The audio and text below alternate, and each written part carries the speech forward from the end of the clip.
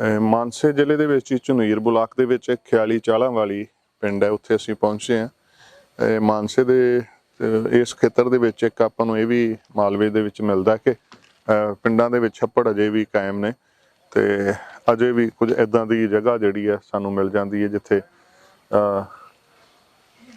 ਖੁੱਲ੍ਹਾ, ਜਿੱਥੇ ਆਪਣਾ ਸਾਂਝੇ ਕਾਰਜ ਜਿਹੜੇ ਵਾਸਤੇ ਜਗ੍ਹਾ ਜਿਹੜੀ ਹੈ ਹੁੰਦੀ ਹੈ। ਸੋ ਆਪਾਂ ਇੱਥੇ ਸਰਦਾਰ ਧੰਨਾ ਸਿੰਘ ਜਿਹੜੇ ਕਿ ਇਸ ਕਿਸਾਨੀ ਸੰਘਰਸ਼ ਦੇ ਲੇਖੇ ਜਿਨ੍ਹਾਂ ਦੀ ਜਿੰਦ ਲੱਗੀ, ਜਦੋਂ ਪਹਿਲਾ ਕੂਚ ਜਿਹੜਾ ਦਿੱਲੀ ਵੱਲ ਨੂੰ ਕੀਤਾ ਗਿਆ ਸੀ 26 ਤਰੀਕ ਨੂੰ, ਸੋ ਉਸ ਰਾਤ ਰਸਤੇ ਦੇ ਵਿੱਚ ਇੱਕ ਐਕਸੀਡੈਂਟ ਦੇ ਵਿੱਚ ਉਹਨਾਂ ਦੀ ਡੈਥ ਹੁੰਦੀ ਹੈ। ਜਦੋਂ ਦਿੱਲੀ ਚਲੋ ਦਾ ਜਦੋਂ ਪਹਿਲਾ ਨਾਅਰਾ ਦਿੱਤਾ ਗਿਆ ਸੀ ਅਤੇ ਜਦੋਂ ਸ਼ੰਭੂ ਬਾਰਡਰ 'ਤੇ ਹੋਰ ਬੈਰੀਕੇਡ ਵਗੈਰਾ ਤੋੜ ਕੇ ਅਤੇ ਹੋਰ ਦੂਸਰੇ ਬਾਰਡਰਾਂ ਤੋਂ ਜਿਵੇਂ ਅੱਗੇ ਵਧੇ ਸੀ ਸਾਰੇ ਸਾਡੇ ਕਿਸਾਨ ਭਰਾ, ਉਸ ਵੇਲੇ ਉਹ ਪਹਿਲੇ ਦਿਨ ਹੀ ਉਸ ਜਥੇ ਦੇ ਵਿੱਚ ਉਹ ਗਏ ਸਨ। ਸੋ ਇਸ ਵਕਤ ਅਸੀਂ ਉਹਨਾਂ ਦੇ ਘਰ ਪਹੁੰਚ ਗਏ ਹਾਂ। ਇੱਥੇ ਇਹ ਪਿੱਛੇ ਉਹਨਾਂ ਦਾ ਘਰ ਆ, ਧੰਨਾ ਸਿੰਘ ਹੋਰਾਂ ਦਾ। 45 ਸਾਲ ਦੀ ਉਮਰ ਦੇ ਵਿੱਚ ਮੈਂ ਸਮਝਦਾ ਬੜੀ ਇੱਕ ਜ਼ਿੰਮੇਵਾਰੀ ਵਾਲੀ ਇਹ ਉਮਰ ਹੁੰਦੀ ਹੈ, ਜਦੋਂ ਘਰ ਪਰਿਵਾਰ ਦੀਆਂ ਬਹੁਤ ਸਾਰੀਆਂ ਜ਼ਿੰਮੇਵਾਰੀਆਂ ਅਤੇ ਬਹੁਤ ਸਾਰੀ ਪਰਿਵਾਰ ਨੂੰ ਉਮੀਦਾਂ ਹੁੰਦੀਆਂ ਨੇ ਅਤੇ ਉਹਨਾਂ ਦੀ ਕੁਰਬਾਨੀ, ਉਹਨਾਂ ਦੀ ਸ਼ਹਾਦਤ ਉਸ ਸਮੇਂ ਹੋਈ। ਉਸੇ ਰਾਤ ਹੀ 26 ਤਰੀਕ ਦੀ ਰਾਤ ਨੂੰ ਕਹਿ ਲਈਏ ਜਾਂ 27 ਦੀ ਸਵੇਰ ਨੂੰ ਤੜਕੇ ਨੂੰ, ਸੋ ਉੱਥੇ ਐਕਸੀਡੈਂਟ ਦੇ ਦੌਰਾਨ ਉਹਨਾਂ ਦੀ ਜੋ ਹੈ ਡੈਥ ਹੁੰਦੀ ਹੈ। ਸੋ ਅਸੀਂ ਉਹਨਾਂ ਦੇ ਘਰ ਆ ਗਏ ਹਾਂ। ਇੱਥੋਂ ਦਾ ਕਿਸਾਨੀ ਪਰਿਵਾਰ ਜਿਵੇਂ ਆਪਾਂ ਪਿੱਛੇ ਵੀ ਦੇਖੇ, ਸੋ ਮੈਂ ਸਮਝਦਾ ਕਿ ਸਾਦ ਮੁਰਾਦਾ ਪਰਿਵਾਰ ਹੈ। ਬੜਾ ਆਪਾਂ ਦੇਖ ਸਕਦੇ ਸੰਘਰਸ਼ੀਲ ਪਰਿਵਾਰ ਜਿੱਦਾਂ ਆਮ ਆਪਣੇ ਹੁੰਦੇ ਨੇ। ਸੋ ਇਹ ਪੁਰਾਣਾ ਇੱਕ ਟਰੈਕਟਰ ਹੈ, ਪਿੱਛੇ ਆਪਾਂ ਦੇਖ ਸਕਦੇ ਹਾਂ ਕਿ ਇਸ ਪਰਿਵਾਰ ਦਾ ਜੋ ਘਰ ਦਾ ਸਾਰਾ ਸਿਸਟਮ ਅਜੇ ਆਪਾਂ ਦੇਖ ਸਕਦੇ ਹਾਂ ਕਿ ਬੜਾ ਸੰਘਰਸ਼ੀਲ ਜੁਝਾਰੂ ਪਰਿਵਾਰ ਸਾਨੂੰ ਨਜ਼ਰ ਆ ਰਿਹਾ। ਸੋ ਇਹਨਾਂ ਦੇ ਘਰ ਅਸੀਂ ਪਹੁੰਚੇ ਹਾਂ। ਛੋਟਾ ਬੱਚਾ, ਸਾਡੇ ਭੈਣ ਜੀ ਮੌਜੂਦ ਨੇ। ਸੋ ਪਰਿਵਾਰ ਦੇ ਨਾਲ ਦੁੱਖ ਸਾਂਝਾ ਕਰਨ ਵਾਸਤੇ ਸੰਗਤ ਏਡ ਦੀ ਟੀਮ ਇੱਥੇ ਪਹੁੰਚੀ ਹੈ। ਸੰਗਤ ਟੈਲੀਵਿਜ਼ਨ ਦੇ ਜ਼ਰੀਏ ਸਾਰਾ ਅਸੀਂ ਤੁਹਾਨੂੰ ਦਰਸਾ ਰਹੇ ਹਾਂ। ਸੋ ਵੇਖੋ, ਇੱਕ ਗੱਲ ਬਾਰ-ਬਾਰ ਸਾਡੇ ਸਾਹਮਣੇ ਆ ਰਹੀ ਹੈ ਕਿ ਉਹ ਜਿਹੜੇ ਯੋਧੇ ਉੱਥੇ ਸਾਰੇ ਬੈਠੇ ਨੇ ਨਾ, ਉਹ ਕੋਈ ਇਹ ਨਹੀਂ ਕਿ ਮੁਰੱਬਿਆਂ ਵਾਲੇ ਨੇ। ਉਹ ਛੋਟੀਆਂ ਕਿਸਾਨੀਆਂ, ਛੋਟੀ ਖੇਤੀ ਕਰਨ ਵਾਲੇ, ਆਪਣੀਆਂ ਮੱਝੀਆਂ ਦਾ ਦੁੱਧ ਡੇਅਰੀਆਂ 'ਚ ਪਾ ਕੇ ਆਪਣੇ ਪਰਿਵਾਰ ਦਾ ਜਿਹੜਾ ਗੁਜ਼ਾਰਾ ਚਲਾਉਣ ਵਾਲੇ। ਸੋ ਆਪਾਂ ਇਸ ਪਰਿਵਾਰ ਦੇ ਨਾਲ ਦੁੱਖ ਸਾਂਝਾ ਕਰਨ ਵਾਸਤੇ ਆਏ ਹਾਂ ਜੀ। ਸੋ ਇੱਥੇ ਅਸੀਂ ਆਹ ਵੇਖੋ ਜੀ, ਇਹ ਗ੍ਰੰਥੀ ਸਿੰਘ ਸੀਗੇ ਜੀ, ਧੰਨਾ ਸਿੰਘ ਜੀ। ਸੋ ਆਪਾਂ ਉਹਨਾਂ ਦੀ ਤਸਵੀਰ ਤੁਹਾਡੇ ਨਾਲ ਇੱਥੇ ਸਾਂਝੀ ਕਰਦੇ ਪਏ ਹਾਂ ਜੀ। ਧੰਨਾ ਸਿੰਘ ਚਹਿਲ। ਸੋ ਇਹਨਾਂ ਦੀ ਜੋ ਹੈ ਕੁਰਬਾਨੀ ਇਸ ਸੰਘਰਸ਼ ਦੇ ਲੇਖੇ ਲੱਗੀ 27 ਤਰੀਕ ਨੂੰ, 26 ਅਤੇ 27 ਦੀ ਰਾਤ ਦੇ ਵਿੱਚ ਉਹ ਜਿਹੜਾ ਹਾਦਸਾ ਵਾਪਰਿਆ, ਉਸ ਦੌਰਾਨ ਇਹਨਾਂ ਦੀ ਜੋ ਹੈ ਕੁਰਬਾਨੀ ਹੋਈ। ਸੋ ਹੋਰ ਵਿਚਾਰਾਂ ਆਪਾਂ ਅੱਗੋਂ ਪਰਿਵਾਰ ਦੇ ਨਾਲ ਸਾਂਝੀਆਂ ਕਰਦੇ ਹਾਂ ਜੀ। ਸੋ ਇਸ ਪਰਿਵਾਰ ਦੇ ਨਾਲ ਅਸੀਂ ਬੈਠੇ ਹਾਂ ਜੀ। ਸਰਦਾਰ ਧੰਨਾ ਸਿੰਘ ਚਾਲ ਜੋ ਗ੍ਰੰਥੀ ਸਿੰਘ ਦੀ ਸੇਵਾ ਵੀ ਕਰਦੇ, ਉਹਨਾਂ ਦਾ ਬੇਟਾ ਸਾਡੇ ਨਾਲ ਮੌਜੂਦ ਹੈ, ਨਾਲ ਸਾਡੇ ਭੈਣ ਜੀ ਨੇ। ਬੇਟਾ ਕੀ ਨਾਂ ਤੁਹਾਡਾ? ਹਰਵਿੰਦਰ ਸਿੰਘ। ਕਿਹੜੀ ਕਲਾਸ ਪੜ੍ਹਦੇ ਤੁਸੀਂ? 7th ਦੇ ਵਿੱਚ। ਕਿਹੜੇ ਸਕੂਲ ਜਾਂਦੇ ਹੋ ਤੁਸੀਂ? ਸਰਕਾਰੀ ਜਾਂਦੇ। ਪਹਿਲਾਂ ਕਿਹੜੇ ਸਕੂਲ ਪੜ੍ਹਦੇ ਸੀ? ਸ਼੍ਰੀ ਗੁਰੂ ਨਾਨਕ ਦੇਵ ਅਕੈਡਮੀ। ਪਹਿਲਾਂ ਅਕੈਡਮੀ 'ਚ ਪੜ੍ਹਦੇ ਸੀ, ਹੁਣ ਸਰਕਾਰੀ 'ਚ। ਅਤੇ ਸੋ ਆਪਾਂ ਸਮਝ ਸਕਦੇ ਹਾਂ ਸਾਰੀਆਂ ਗੱਲਾਂ ਨੂੰ। ਇਹ ਸਾਡੇ ਭੈਣ ਜੀ ਨੇ। ਭੈਣ ਜੀ ਤੁਹਾਡਾ ਕੀ ਨਾਂ ਜੀ? ਮਨਜੀਤ ਕੌਰ ਹੈ ਜੀ। ਥੋੜ੍ਹਾ ਜਿਹਾ ਦੱਸੋਗੇ ਕੀ ਘਟਨਾ ਵਾਪਰੀ ਸੀ ਸਰਦਾਰ ਧੰਨਾ ਸਿੰਘ ਹੋਰਾਂ ਦੇ ਨਾਲ ਜੀ?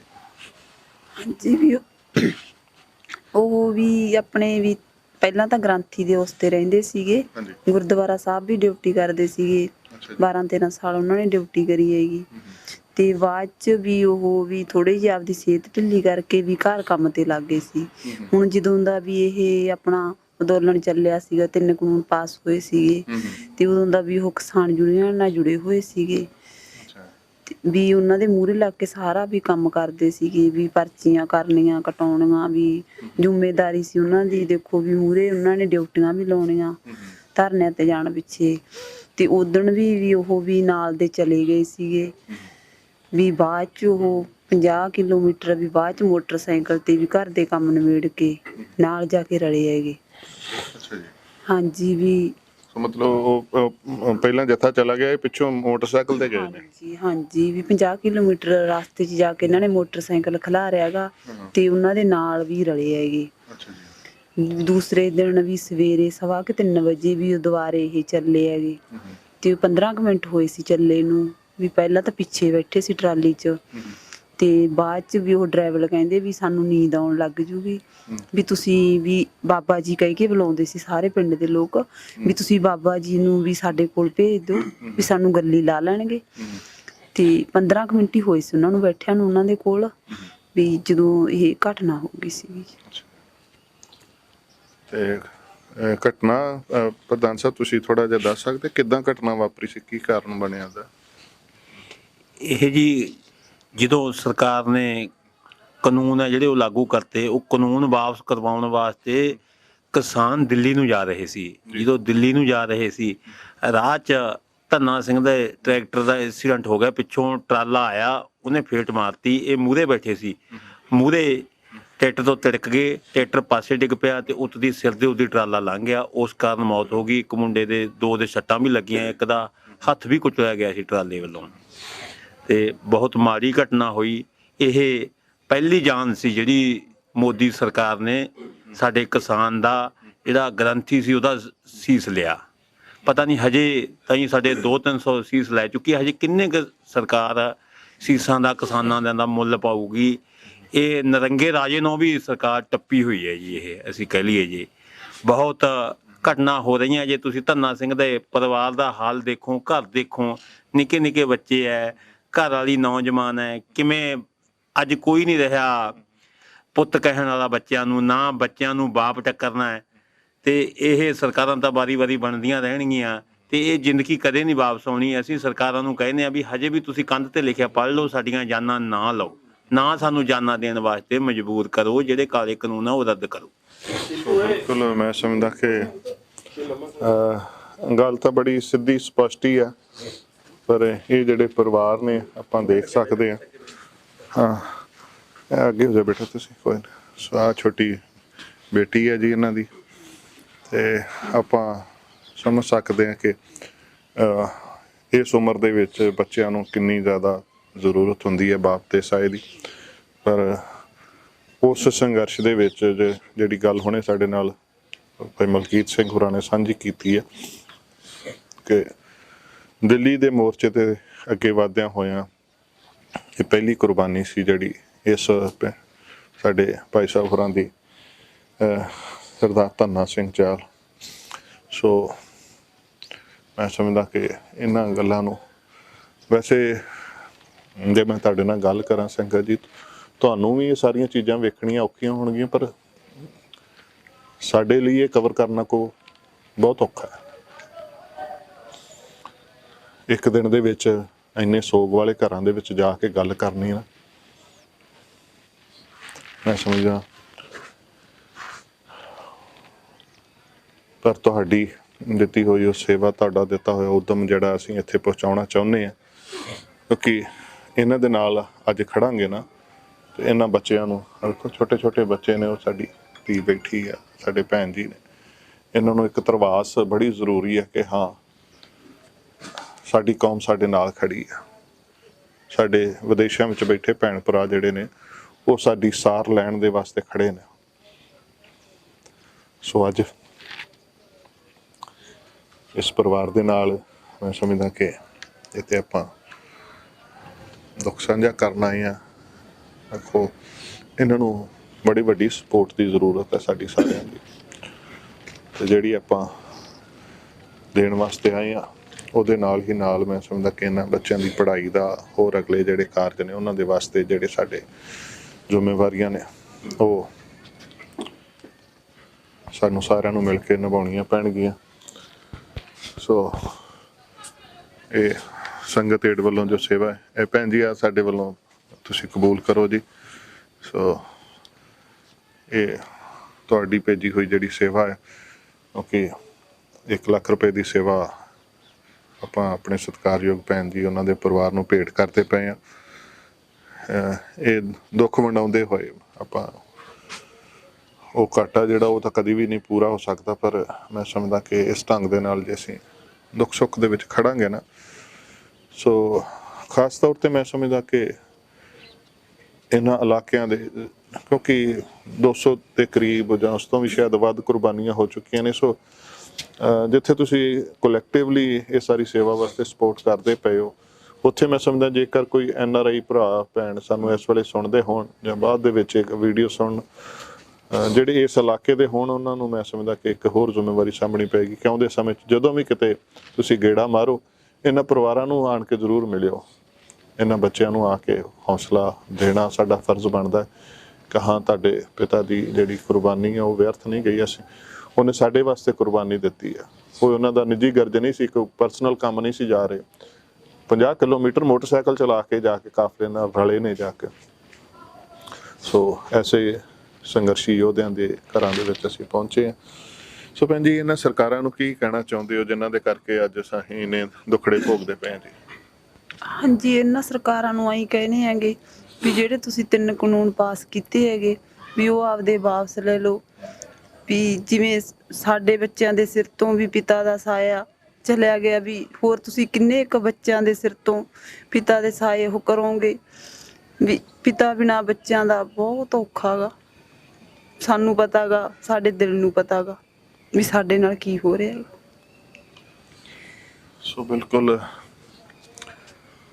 ਇਹ ਤਾਂ ਜਿਹਨੂੰ ਲੱਗਦੀ ਹੈ ਕੌਣ ਜਾਣੇ ਪੀਰ ਪਰਾਈ ਵਾਲੀ ਗੱਲ ਹੈ, ਤੇ ਸਾਡੇ ਤਾਂ ਹਾਕਮ ਹੀ ਐਸੇ ਨੇ, ਉਹਨਾਂ ਦੀ ਐਸੀ ਪੀੜ ਉਹਨਾਂ ਨੇ ਕਦੀ ਦੇਖੀ ਨਹੀਂ, ਕਿਉਂਕਿ ਨਾ ਤਾਂ ਉਹਨਾਂ ਦਾ ਆਪਣਾ ਕੋਈ ਘਰ ਪਰਿਵਾਰ ਐਸਾ, ਨਾ ਉਹਨਾਂ ਨੂੰ ਇਹ ਸਾਰੀਆਂ ਚੀਜ਼ਾਂ ਦਾ ਅਹਿਸਾਸ ਹੋਏਗਾ। ਪਰ ਮੈਂ ਸਮਝਦਾ ਕਿ ਲੋਕਤੰਤਰ ਦੇ ਵਿੱਚ ਹੁਣ ਉਹਨਾਂ ਨੂੰ ਆਪਣਾ ਇਹ ਰਾਜ ਹੱਥ ਜਿਹੜਾ ਛੱਡ ਦੇਣਾ ਚਾਹੀਦਾ। ਸਾਡੇ ਨਾਲ ਸਾਡੀ ਬੇਟਾ ਕੀ ਨਾਮ ਤੁਹਾਡਾ? ਸੁਖਦੀਪ ਕੌਰ। ਕਿਹੜੀ ਕਲਾਸ ਪੜ੍ਹਦੇ ਤੁਸੀਂ? 11th ਦੇ ਵਿੱਚ। ਤੁਸੀਂ ਕੀ ਕਹਿਣਾ ਚਾਹੁੰਦੇ ਸਰਕਾਰਾਂ ਨੂੰ ਜਿਨ੍ਹਾਂ ਦੇ ਕਰਕੇ ਸਾਨੂੰ ਇਹ ਸਾਰੇ ਦਿਨ ਦੇਖਣੇ ਪੈ ਰਹੇ ਮਾਰੇ? ਅਸੀਂ ਸਰਕਾਰਾਂ ਨੂੰ ਇਹੀ ਕਹਿਣਾ ਚਾਹੁੰਦੇ ਹਾਂ ਵੀ ਜਿਹੜੇ ਉਹਨਾਂ ਨੇ 3 ਕਾਲੇ ਕਾਨੂੰਨ ਪਾਸ ਕੀਤੇ ਆ ਵੀ ਉਹਨਾਂ ਨੂੰ ਹੁਣ ਉਹ ਰੱਦ ਕਰ ਦੇਣ, ਨਹੀਂ ਕਿੰਨੇ ਕੁ ਹੋਰ ਕਿਸਾਨਾਂ ਦੀ ਵੀ ਉਹ ਜਾਨ ਲੈਣਾ ਚਾਹੁੰਦੇ ਨੇ। ਬਿਲਕੁਲ ਇਹ ਲਫ਼ਜ਼ ਕਹਿਣੇ ਜਿਹੜੇ ਨੇ ਨਾ ਬੜੇ ਔਖੇ ਹੁੰਦੇ ਨੇ।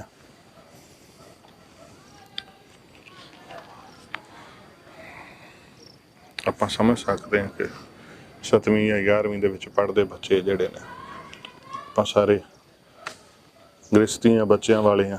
ਸੋ ਸਾਡੇ ਭਾਈ ਸਾਹਿਬ ਤੇ ਇੱਧਰ ਸਾਡੇ ਨਾਲ ਹੋਰ ਇਲਾਕੇ ਦੇ ਪਤਵੰਤੇ ਬੈਠੇ ਹੋਏ ਨੇ। ਹਾਂਜੀ ਵੀਰ ਜੀ, ਤੁਹਾਡਾ ਕੀ ਨਾਮ ਹੈ ਜੀ? ਗੁਰਪਾਲ ਸਿੰਘ। ਹਾਂਜੀ, ਤੁਸੀਂ ਇਹ ਸਾਰੀ ਘਟਨਾ ਬਾਰੇ ਕੀ ਕਹਿਣਾ ਚਾਹੋਗੇ ਜੀ? ਦੇਖੋ, ਸਭ ਤੋਂ ਪਹਿਲਾਂ ਤਾਂ ਬਹੁਤ ਮਾੜੀ ਘਟਨਾ ਹੋਈ ਹੈ ਜੀ। ਅਸੀਂ ਇਹਨੂੰ ਮਾੜੀ ਕਹਾਂਗੇ ਕਿ ਸਾਡੇ ਪਿੰਡ ਦਾ ਇੱਕ ਹੋਣਹਾਰ ਨੌਜਵਾਨ ਗੁਰਸਿੱਖ ਸਰਦਾਰ ਧੰਨਾ ਸਿੰਘ ਜੀ ਆਪਦੇ ਪਰਿਵਾਰ ਕੋਲੋਂ ਵਿਛੜ ਗਿਆ, ਸਾਡੇ ਪਿੰਡ ਕੋਲੋਂ ਵਿਛੜ ਗਿਆ, ਜਿਹਦਾ ਪਿੰਡ ਦੇ ਵਿੱਚ ਬਹੁਤ ਸਾਰਾ ਮਾਨ ਸਤਿਕਾਰ ਸੀ। ਕਿਉਂਕਿ ਉਸ ਦਿਨ ਪਿੰਡ ਦੇ ਦੂਸਰੇ ਕਿਸਾਨ ਚਲੇ ਗਏ ਸੀ, ਬਾਅਦ ਦੇ ਵਿੱਚ ਇਹਦੇ ਮਨ 'ਚ ਭਾਵਨਾ ਸੀ ਕਿਸਾਨੀ ਵਾਲੀ। ਕੁਝ ਸਮਾਂ ਪਿੱਛੋਂ ਅੱਗੇ ਜਾ ਕੇ 40-50 ਕਿਲੋਮੀਟਰ ਦੂਰ ਜਾ ਕੇ ਇਹ ਪਿੰਡ ਦੇ ਲੋਕਾਂ ਨਾਲ ਰਲਿਆ ਤੇ ਉੱਥੇ ਜਾ ਕੇ ਅੱਗੇ ਅਗਲੀ ਰਾਤ 26 ਨੂੰ ਰਾਤ 3 ਵਜੇ ਇਹ ਐਕਸੀਡੈਂਟ ਹੋਇਆ, ਜਿਹਦੇ ਵਿੱਚ ਇਹਨਾਂ ਦੀ ਮੌਤ ਹੋ ਗਈ। ਤੇ ਪਿੰਡ ਦਾ ਇੱਕ ਹੋਰ ਨੌਜਵਾਨ ਸੀ ਬਲਜਿੰਦਰ ਸਿੰਘ, ਜਿਹਦਾ ਹੱਥ ਬੁਰੀ ਤਰ੍ਹਾਂ ਮਸਲਿਆ ਗਿਆ ਸੀ।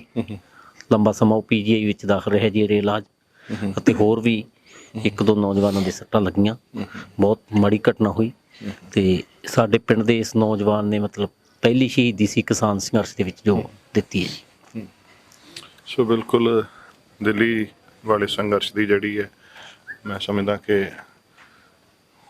ਪਹਿਲੀ ਸ਼ਹਾਦਤ ਇਹਨਾਂ ਦੀ ਹੋਈ ਹੈ ਸਾਡੇ ਵੀਰ ਦੀ। ਤੁਹਾਡਾ ਨਾਮ ਵੀਰ ਜੀ? ਗੁਰਦੀਪ ਸਿੰਘ ਹੈ ਜੀ।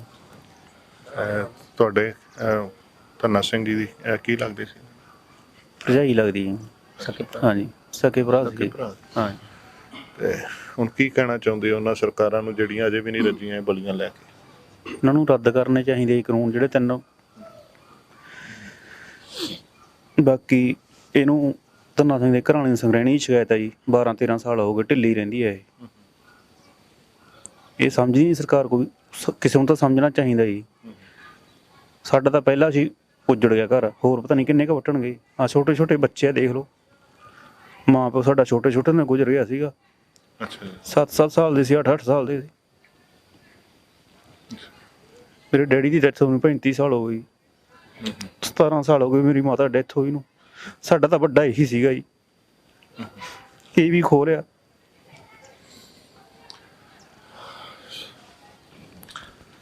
ਸੋ ਆਪਾਂ ਮਹਿਸੂਸ ਕਰ ਸਕਦੇ ਹਾਂ ਕਿ ਪਰਿਵਾਰਾਂ ਨੂੰ ਜੋ ਝਟਕੇ ਲੱਗਦੇ ਨੇ, ਇਹ ਉਹਨਾਂ ਦੇ ਸਕੇ ਭਰਾ ਨੇ ਛੋਟੇ। ਮਾਤਾ ਪਿਤਾ ਪਹਿਲਾਂ ਗੁਜ਼ਰ ਗਏ ਤੇ ਹੁਣ ਛੋਟੇ ਛੋਟੇ ਬੱਚਿਆਂ ਦਾ ਮੈਂ ਸਮਝਦਾ ਕਿ ਬਹੁਤ ਵੱਡਾ ਘਾਟਾ। ਸੋ ਖੇਤੀਬਾੜੀ ਕਰਦੇ ਸੀ ਭਾਈ ਸਾਹਿਬ? ਹਾਂ ਜੀ, ਖੇਤੀਬਾੜੀ।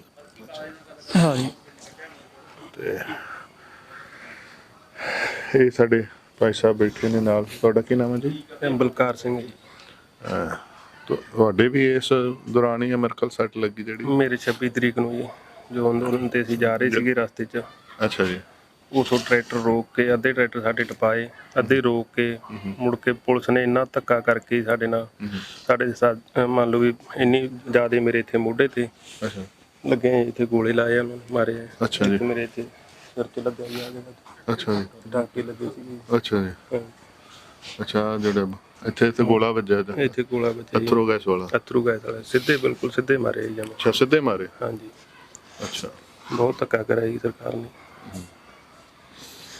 ਸੋ ਸਿੱਧੇ ਗੋਲੇ ਜਿਹੜੇ ਆ ਮੈਂ ਸਮਝਦਾ ਕਿ ਬਾਹਾਂ ਦੇ ਉੱਤੇ ਮਾਰਨੇ ਤੇ ਸਿਰ 'ਚ ਵੀ ਲੱਗੇ। ਅੱਜ ਤੇ ਪੁੜਪੁੜੀ ਦੇ ਉੱਤੇ ਆ ਦੇਖੋ। ਹਾਂਜੀ, ਆ ਦੇਖੋ। ਅੱਛਾ, ਟਾਂਕੇ ਲੱਗੇ ਨੇ। ਟਾਂਕੇ ਲੱਗੇ। ਸੋ ਆਹ ਤਸਵੀਰ ਹੈ ਜੀ, ਉਹ ਜਦੋਂ ਜ਼ਖਮ ਤਾਜ਼ਾ ਸੀ ਉਸ ਵੇਲੇ ਦੀ ਤਸਵੀਰ ਹੈ, ਇਹ ਬਾਂਹ ਦੇ ਉੱਤੇ ਜੋ ਸੀ।